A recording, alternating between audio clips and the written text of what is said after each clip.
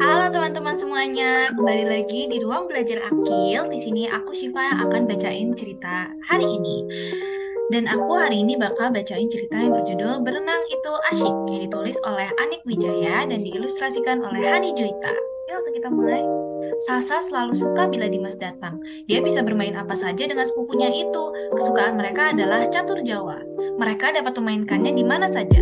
Dimas adalah lawan berat Sasa dalam catur Jawa. Mereka selalu bergantian kalah dan menang. Aha, kali ini Sasa menang. Dia berhasil menyusun ketiga bidaknya dalam satu garis. Aku harus latihan berenang, ujar Sasa dengan enggan. Sebenarnya dia mengira bisa bolos karena menemani Dimas. Berenang, tanya Dimas. Aku ikut. Sasa bingung, kamu mau ikut berenang? Iya, sekarang aku sudah bisa, sahut Dimas. Sasa masih tidak yakin, kok Dimas membawa bola bukan papan pelampung?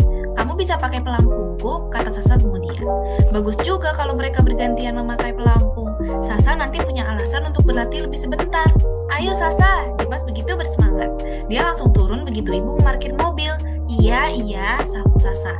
Dia masih heran melihat Dimas. Sasa sengaja berjalan pelan-pelan. Cepat Sasa, panggil ibu. Kamu terlambat Sasa, tegur Pak Eri. Ayo segera bersiap dan lakukan pemanasan. Saya boleh ikut ya Pak, ujar Dimas. Dimas segera bersiap. Sebaliknya Sasa berlambat-lambat. Sasa, waktumu 5 menit untuk bersiap, kembali Pak Eri menegur. Kamu boleh mulai melakukan pemanasan, ujar Pak Eri kepada Dimas. Pemanasan itu perlu agar kamu tidak mengalami kram ketika nanti berenang. Sasa asyik dengan bukunya. Namun begitu melihat Dimas akan turun ke kolam renang, Sasa berhenti membaca. Dia segera menyusul untuk membantu. Dimas pakai pelampungku dulu, ujar Sasa, dan kamu segera pemanasan dengan Kak Seli, perintah Pak Eri. Sebenarnya Sasa agak khawatir dengan tekad Dimas untuk berenang. Untungnya Pak Eri selalu mendampingi Dimas. Sasa memerlukan pelampungnya. Pak Eri meminta Dimas beristirahat di pinggir kolam. Tak diduga, Pak Eri meminta Sasa berlatih lebih lama. Mungkin Pak Eri menghukumnya karena berlambat-lambat. Dari sudut mata Sasa melihat Dimas. Oh, tidak, jangan-jangan Dimas. Sasa berenang secepat mungkin untuk menolong Dimas. Dimas malah bersuara gembira. Aku berenang mengejar bola, ujar Dimas. Sasa merasa lega sekali. Latihan hari itu diakhiri dengan latihan perampasan. Mereka harus menumpukan koin di dasar kolam. Itu koinnya. Siapa yang akan mendapatkan koin lebih banyak? Sama.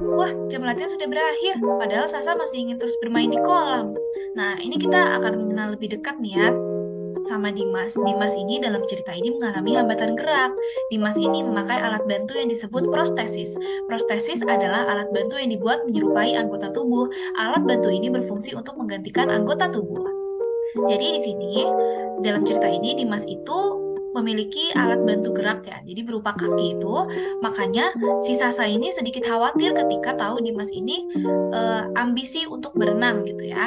Nah, tentang proyek ini, stereotip yang merugikan, sikap diskriminatif, dan harapan yang rendah terhadap anak-anak penyandang disabilitas menciptakan hambatan terhadap pendidikan dan peluang lain untuk kemajuan mereka.